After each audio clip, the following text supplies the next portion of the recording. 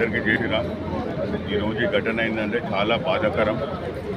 ఒక గోరక్షక పైన దాడి జరిగిందంటే ప్రతి ఒక్క హిందూమే దాడి జరిగినట్టు. ఎందుకంటే ఈ గవర్నమెంట్ ఫస్ట్ ఆఫ్ ఆల్ మన రేవంత్ రెడ్డి గారు సీఎం గారు గవర్నమెంట్ ఇమ్మీడియట్లీ ఆయన రేపు అరెస్ట్ చేసి రిమాండ్ పంపించాలి ఆయన.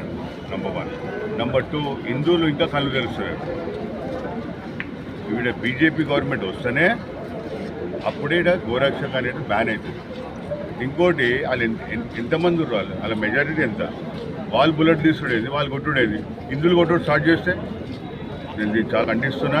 ప్రతి ఒక్క హిందూ కళ్ళు తెరవాలే, మేము ఖండిస్తున్నాం. మళ్ళీ కూడా హిందువులు అందరూ పీస్ఫుల్ ఉంటారు. ఎవరు కూడా ఇప్పుడు గన్ పెట్టలే, వెపన్ పెట్టలే. వాళ్ళు ఎప్పటికెళ్ళో దాడి చేస్తారు, ఎప్పటికెళ్ళో చంపుతారు. ఎవరు ఎంఐఎంలు కానీ ముస్లిమ్స్ కానీ ఎప్పటికెళ్ళో కొడుతురు. కానీ హిందువులు ఇంకా నిద్రపోతురు.